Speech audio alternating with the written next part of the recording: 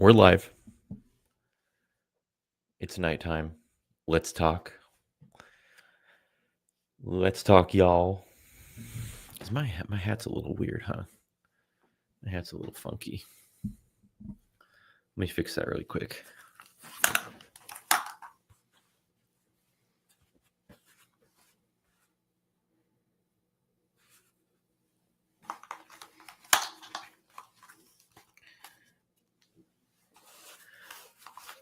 Let's see if it gets messed up when I put my hat on or my things on here. Okay, we're good. We're good. We're good. All right. What's going on there? Okay. Boom. Happy Friday. Happy Friday, everyone. We're here. We made it. Another week. Another week in paradise. Boom. We're live. Let's talk. It's nighttime. I had some thoughts that I wanted to share today about this idea of representation, um, and some of these. Actually, hold on. Let me change this. Okay. Um, some of these things that have to do with CrossFit stuff related to like what our purpose is in the adaptive world, in the broader CrossFit sphere. So I had a conversation recently with someone that was sharing with me how valuable it was that I am representing disabled people in a way in CrossFit. And I think this person might have used the word inclusion as well as part of that. And my antenna went up when this person said that, because it reminded me of the kind of the DEI, right? The diversity, equity, inclusion triumvirate of ideals, I guess, as some might put them.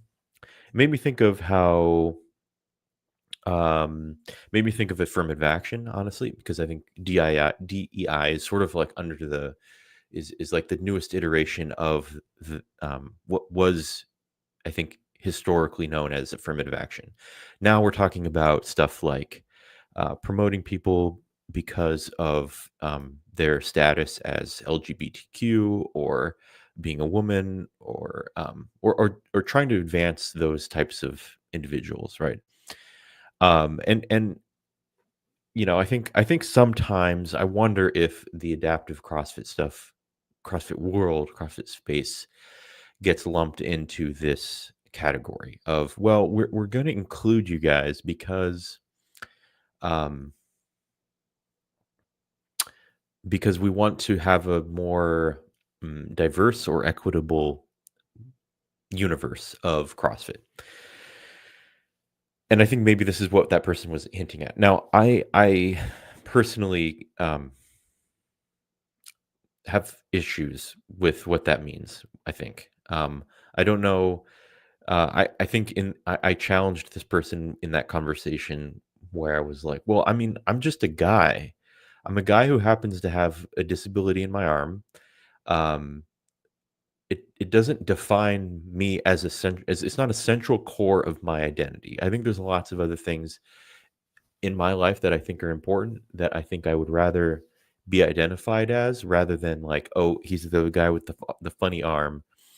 He's disabled. Um, I mean, first of all, I'd like to be known more as a CrossFit athlete, right?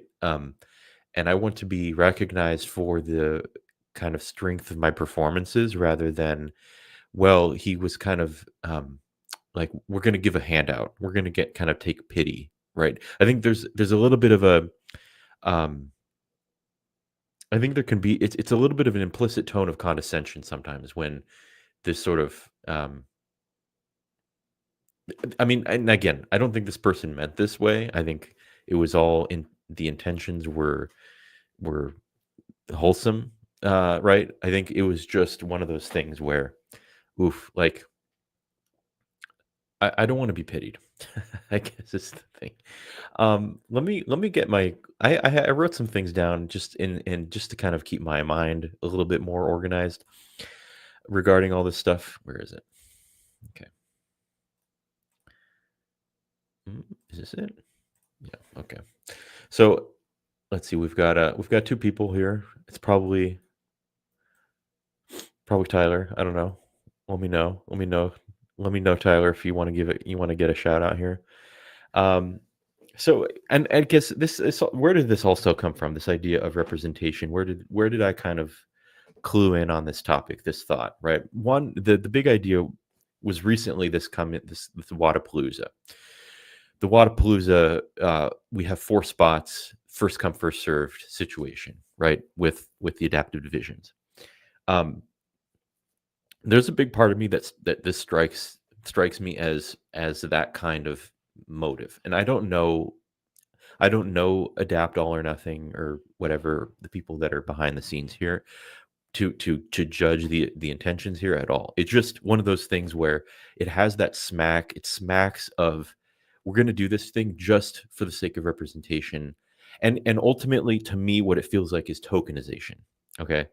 Now what is I think sometimes people don't, depending on who you talk to, um, they might not know exactly what this means or what this kind of feels like. Right?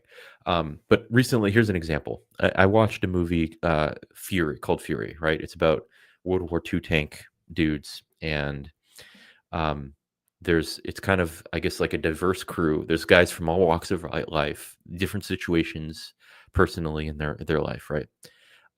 It's very kind of like cross sectional. Like here's just your average everyday dudes thrown into this situation in war. In that, there's I think it's Michael Pena is his name.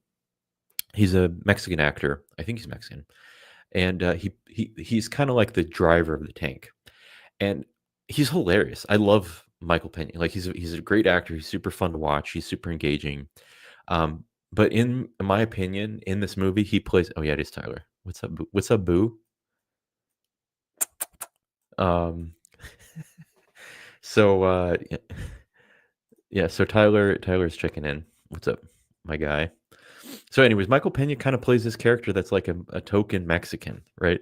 He does like very Mexican things like throughout the movie. It's like super entertaining. I think it's fun. I'm Mexican. I think he like randomly starts speaking in Spanish, and and he's kind of he's like a little bit tokenized, right? I think whenever he's like plays actor, like he's always characterized as like the token Mexican dude.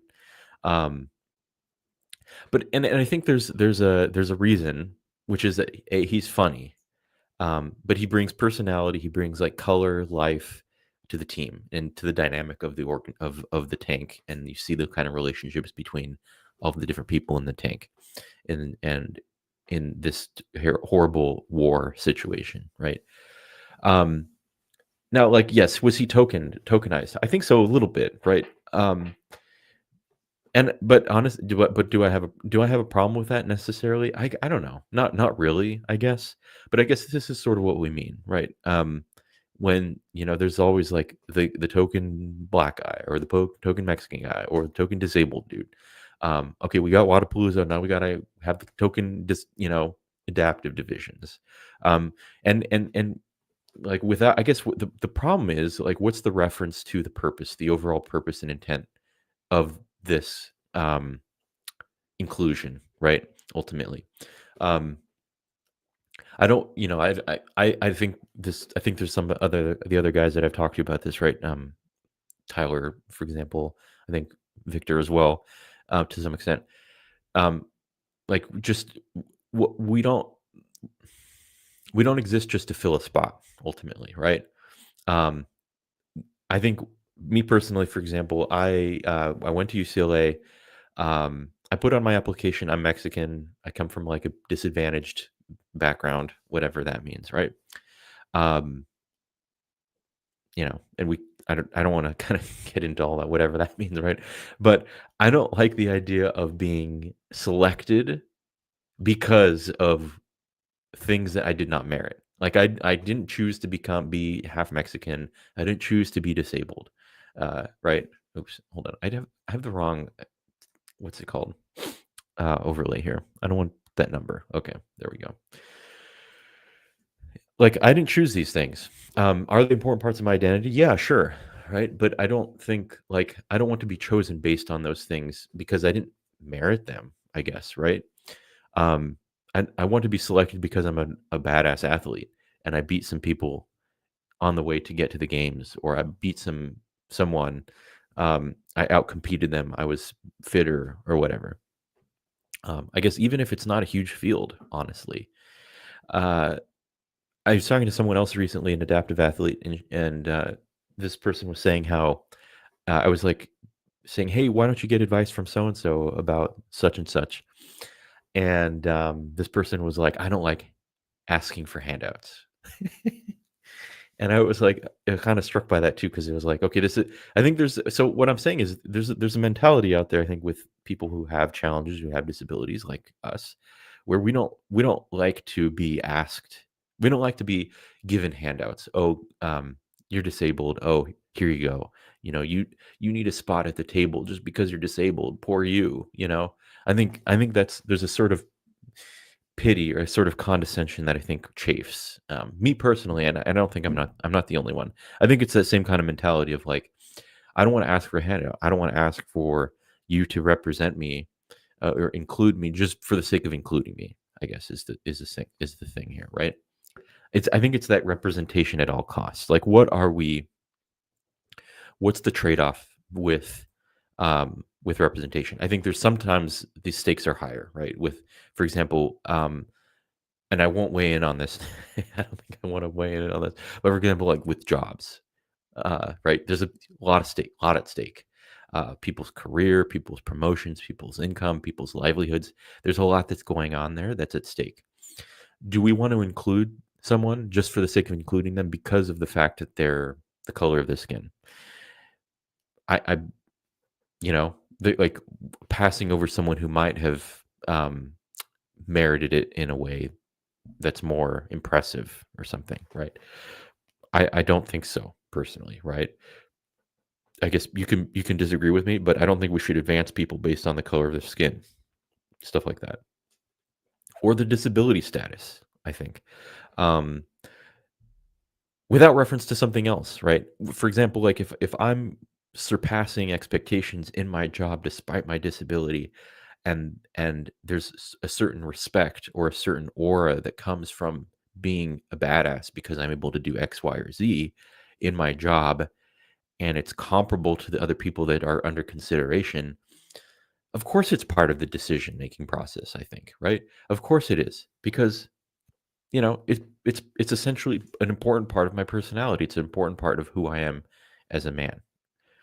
Um, I think that's why this thing with Michael Pena doesn't bother, because there's other things that are at stake. He brings personality. He's a great actor. It's funny. It's enjoyable to watch him on screen. Yeah, is he the token Mexican dude? Is he included because he's Mexican? I mean, I don't know if it's because he's Mexican. It's because he's funny and because he's part of the team, right? Like, yeah, so sure, include him. Sounds great. Representation. Represent the Mexicans. I think that's good. Um, I'm more than a trait, right? I'm more than just a disabled person. Um, and I think ultimately some of this stuff that's tokenization or doing something for the sake of representation or inclusion, I think in some ways it can be dehumanizing, right? I'm not just this thing that is a quality, an accidental quality of my being. There's a lot more to being Brian than just um what's it called? Than just my arm. I mean, is it important? Yes, of course. It's an important part of who I am. It's a part of my daily life. And part of my identity. Um, but it's just part of my identity. It doesn't My identity is not subsumed by this accidental quality, as important as it is, right? Um, I'm more than a trait. It's an important trait. But I don't think we raise that trait to a status of an ideal.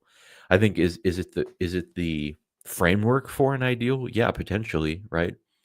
Have I had to overcome things? Have I had to deal with challenges and grow personally and in character and as a man because of that challenge? Yeah, of course. Uh, and I wouldn't mind being recognized for that. I think that's a good thing. Um, but um, the things like, anyways, I won't rag on Water Blues anymore. I'm gonna leave them alone. Leave those guys alone. Sorry. Um, Anyways, I want to also kind of say something about what we mean by ideals. I think I throw this around sometimes, but the idea that like there's ideals. I think they're sort of like virtues. I think they're sort of like character traits.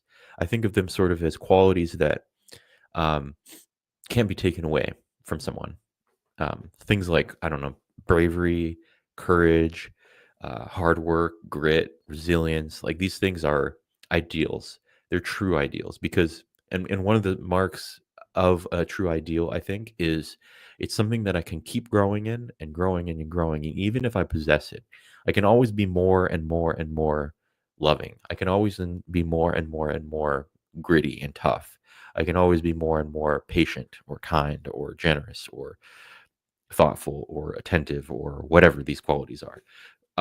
Do does my does my disability provide the context for those things and the opportunity for me to grow in those ways? Yeah, 100%.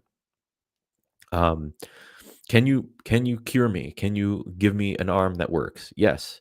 Will I still have those qualities? Yeah, because those are uh, not tied to they're I guess the formal term is like an intransitive good. I can take you can take my money away, you can take my arm away, you can give me my arm back, you can take X, Y, and Z things away, you can give them to me. Um, those are transitive goods. They come and go. They come and go. But these qualities of personality, the qualities of a character, like I was saying, persistence, resilience, grit, hard work, all that stuff, all those things cannot be taken away from me. And to represent to go for representation at all costs is ultimately dehumanizing because you're basically reducing that person to these accidental qualities like their skin color, their disability status, and all that. And again, I'm not to say that these things are representation is not good in some sense, in some context. I'm not saying we can never tokenize anyone. We can never just include a Mexican in this crew because because they're funny or enjoyable to watch on this in the team on the screen, whatever it is, right? No, I think there's a value, there's something that they bring to the table that has to do with these ideals that I'm mentioning. And maybe it shines through the fact that they have this disability, they have this limitation or this whatever. And I think that's why the adaptive divisions in CrossFit is something worthwhile and enjoyable, and I think that part of what we bring to the table as athletes. Um, the other thing I think is that I think the adaptive athlete. I think what we do and what we say and what we represent in the community is something that's core to the methodology of what CrossFit is at the end of the day. When people talk about CrossFit, I think it's one of those things people describe it as, well, anyone can do it, but it's not for everyone, right? Anyone, anyone can do it, but it's not for everyone, right? Anyone can do it. That means your grandma. That means a dwarf. That means someone with two arms. That means someone with no legs. That means someone who, um, I don't know. I've run out of qualities or disabilities or whatever. Uh, anyone can do it. And I think a better term here, rather than like representation or inclusion or diversity and whatever, I think is universality. We want to be universal. I think universality is where it's at. I think universality gets at this idea that anyone can do it, but it's not for anyone. At the end of the day, people do CrossFit because of the games. You hear about CrossFit because of these famous games athletes who have millions of followers or whatever, right? People do CrossFit. I mean, indirectly, I think maybe they don't like watch it on TV necessarily, and then they decide to walk into a CrossFit gym. But from my understanding and my own personal experience, um, I had this idea that I had a faint idea that there was some adaptive dimension to CrossFit where, this was when I was first walking into a gym and sending an inquiry out to the affiliate in Watsonville, CrossFit Watsonville, right? I had the faintest idea that there was something to do with adaptive CrossFit or like something about the way they do things that like would be tailored to me or my situation or whatever, be open to me being there, and then I would be welcome. Um, and I was 100% with open arms by Janella over at CrossFit Watsonville. shout out to my coaches back, my old coaches back there. It was awesome. But anyways, so if we join, what's the logical train of this? My thought here: if we're joining CrossFit because of the uh, games, okay, then it makes sense that the games should highlight those athletes as well, right? I think it makes sense that the games highlight those athletes who have who represent this idea that anyone can do it, but it's not for everyone. Anyone can do it and execute it at a high level and execute CrossFit at a competitive level and do it really well, right? We can be fit. I think that's important. I think I had the faintest idea that we there was a thing that was called adaptive CrossFit, and it was enough for me to kind of get interested and send an inquiry and get involved and go join. Um, anyways, is that representation?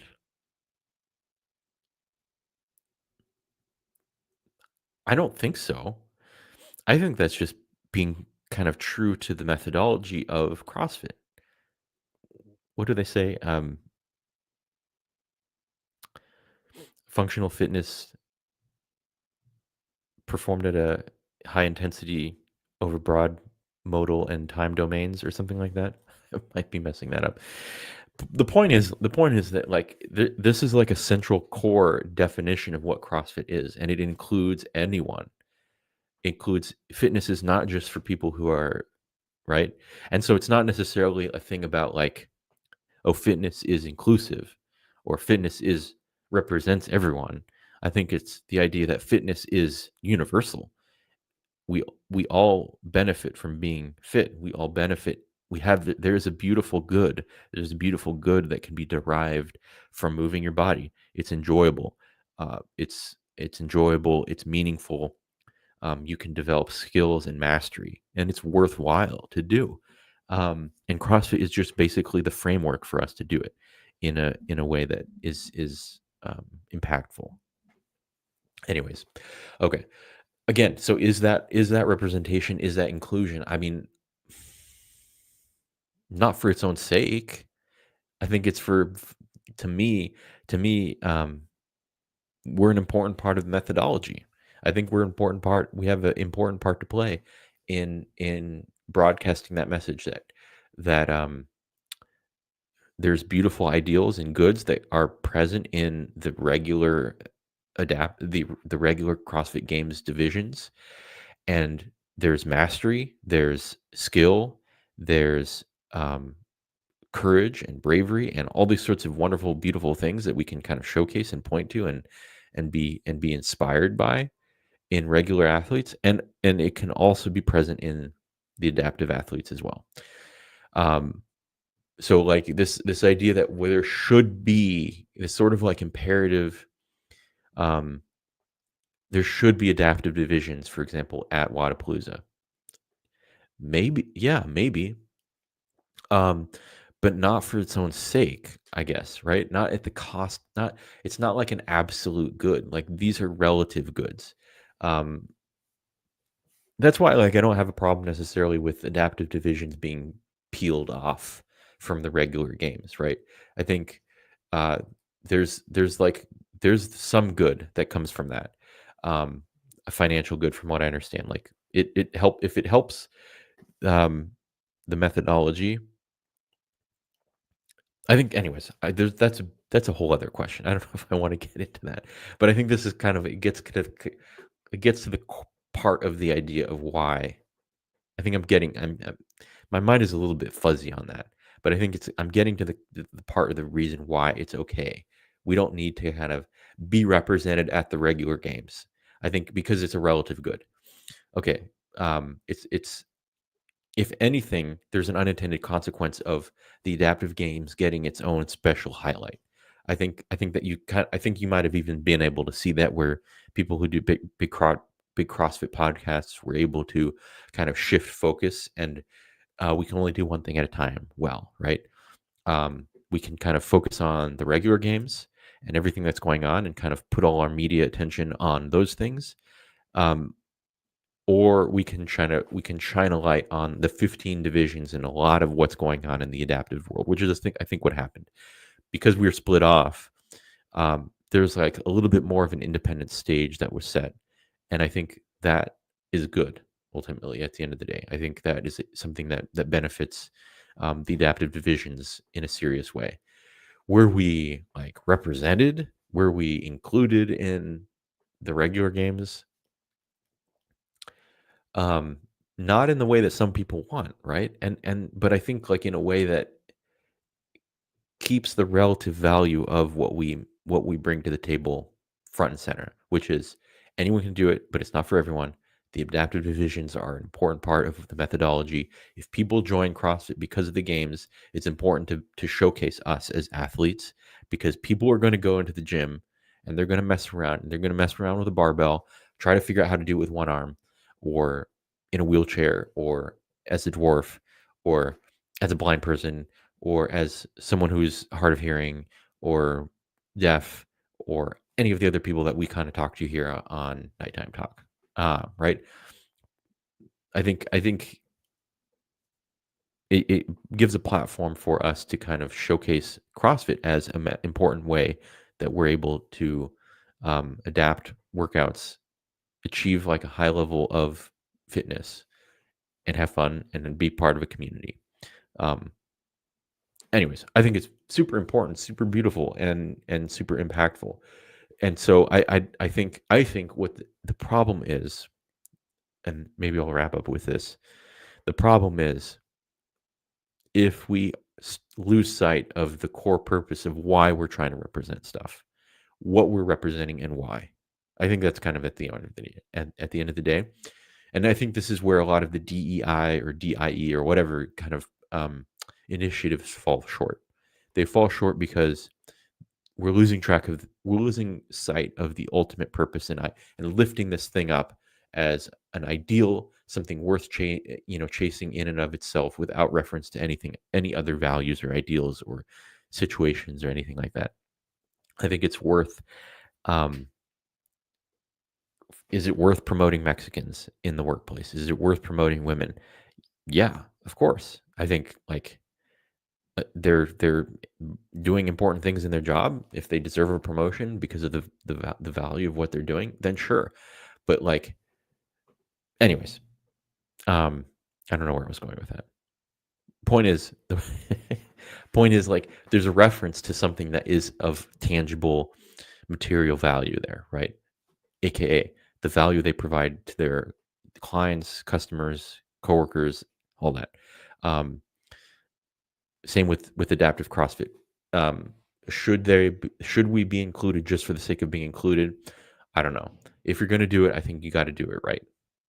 I think it's kind of the thing, and that's why I'm hoping and I'm looking and keeping my fingers crossed for Adapt All or Nothing and what they're doing over at Wadapalooza. Hopefully everything goes well, everything goes super super smooth, and um, executed at a high level, right? So, um, anyways, okay, we've got 3 people here. Gosh, Tyler, you're still.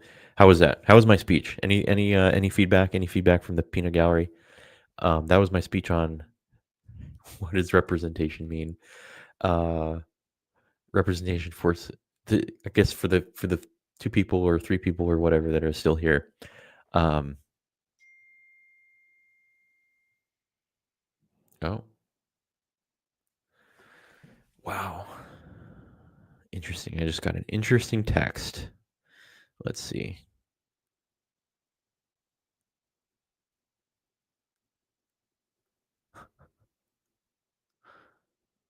Okay, I have an important dating update. What's up, Steven? Let's go. Um, yeah, sorry, this text message that I just got. Hey, it seems like my schedule has been a lot more chaotic than I was initially anticipating, and I don't think now is a good time for me to go on a date. I'm so sorry for having to previously reschedule and then this. I hope you find someone you're looking for. Cool. All right. This was a girl that I was planning on going on a date with on Sunday, and what was yeah, she had kind of pushed it. She had pushed it back from last weekend. She said, "Hey," she's a doctor. Um, so she was like, "Oh, hey, the thing I'm doing right now is super busy and crazy, hectic, and I don't want to I can't do anything. I can't go out this weekend. We're just gonna get a coffee or something simple." And she was like, "How about next weekend?" So I was like, "Okay, yeah, sure, yeah, whatever." Um, which I think I did give a little bit of pushback for the record. I think I did say something like, "Oh, well, we could just get a coffee and keep it super low key and like friendly." And like it's I'm not thinking we need to spend like a marathon date here where like 5 hours or take up your whole day on a Saturday after like a crazy week of work or something. Like I just wanted just to get to know you a little bit. But she was like, "Oh no, like next weekend's better." Okay. Anyways, so then that's what she was kind of referring to, the rescheduling. So rescheduling, but now like today's whatever Friday, and then we're gonna go Saturday. So I was like, "Hey, how about next Saturday?" And then she was like, "Oh, no, Saturday. Someone asked me to cover for them, so I gotta be on for Saturday." I was like, "Oh," and she's like, "But let's do Sunday." And I was like, "Cool, same time Sunday." She's like, "Yeah, sure, sounds good." And then here we are, Friday night at 7:34 p.m. Eastern Standard Time. Um, it's not a good time for me to go on a date. There we go. That's online dating for you guys. Steven, Tyler, mystery third person, probably Victor. Anyways, I'll have to do a full episode on or whatever podcast or whatever here on dating in general. As a, you know, disabled person. I think that's I have stories. I have war stories. I have interesting. I have things to say about that. I think, um, hopefully interesting. Hopefully edifying in some ways. Um, gosh, but yeah. So, oh, another thing, and maybe part of what. Oops, sorry, finger slipped. Maybe part of what can be part of that discussion is um, what has seemed like a little bit of a dating. What's it called? A dating like TV show that's been my life. Um, like for some reason, all of a sudden, randomly in the last couple weeks, there were a couple people that kind of showed up as potential dates, and there's a couple of married girls at my gym who every once in a while kind of like want to know about my what my dating life's like what's going on. And so I made a group chat with all those the married my kind of my what's it called my brain trust of proven success stories of women who are like friends of mine from the gym, just like whatever, and kind of keep them updated on like what's going on. So this is going to be an update. I wonder. Actually, let's see if I can. Let me. I might as well put this in the group chat with them, and then see if we get any quick reply here, in case y'all are interested. Let's see.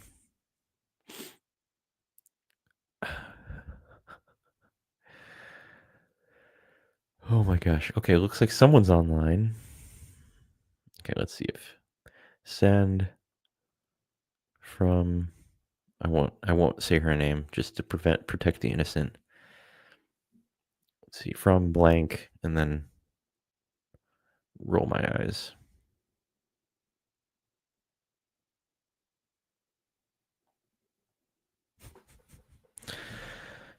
Oh, yep.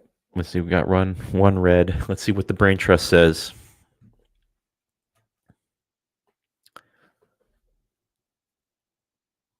Well, I don't know, maybe. The one who read it is a therapist. So I don't think she does like family or marriage counseling, but maybe she does. But I'd be interested in what she says. But what she has to say. Um, yeah. Oh, that's nice. She said that's okay. The no's make room for the yeses. That's a very very therapist way of putting in. I'm gonna heart that. That's fine. Yeah, that's true. Um, yeah, man. I don't know.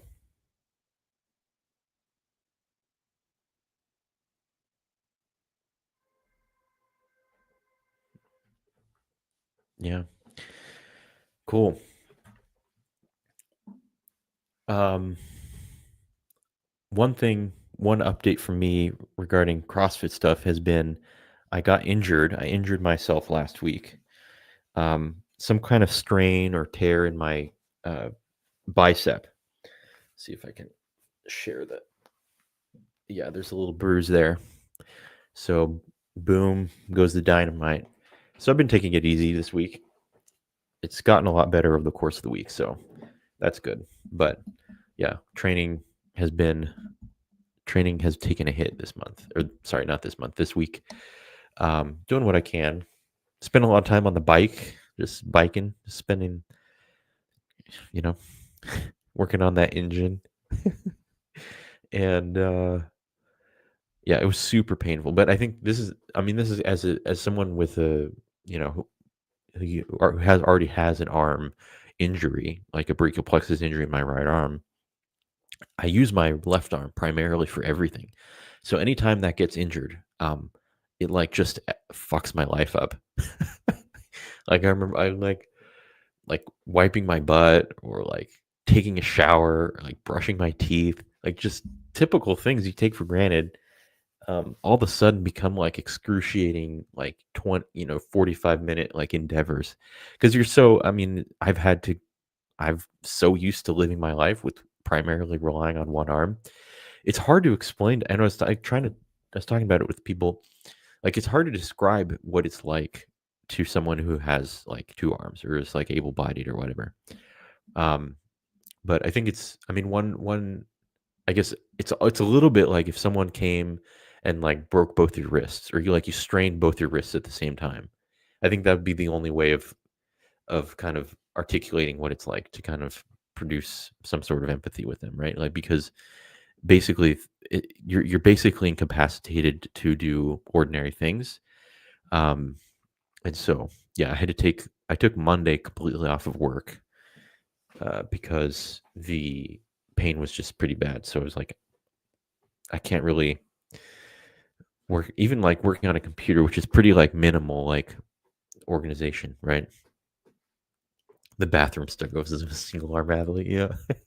Yeah, everyone wanted to know that. That was an important part of that was that was not TMI at all. Uh and by TMI, I mean, yes it was. Um anyways. Okay. Cool. Let's see. What do we have? What do we have? We have someone lined up for nighttime talk next week. So maybe I'll kind of introduce them a little bit here. Uh, it is Lauren Taylor. She was recently featured in a CrossFit video or CrossFit.com video that, oops, sorry, that I think is, oops, let me see. I'll just bring her Instagram up.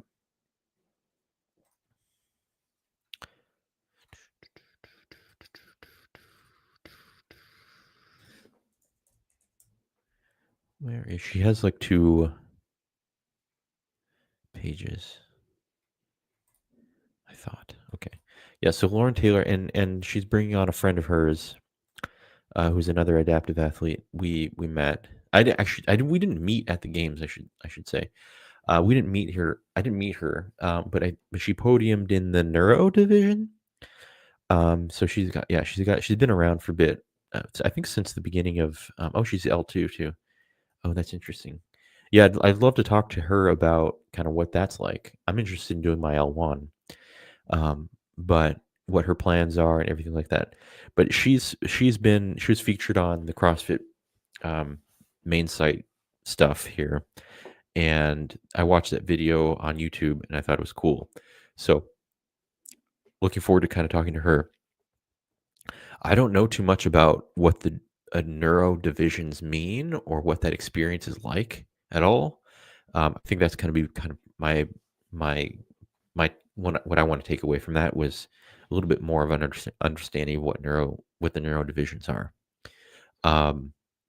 Because yeah, like, you look at her, okay, like she's got all four limbs.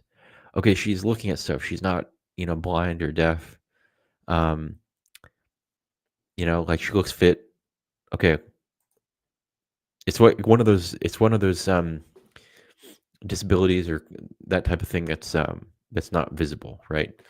So it's a little bit hard to kind of just look at someone and be like, hey, oh yeah, this is what's going on, you know.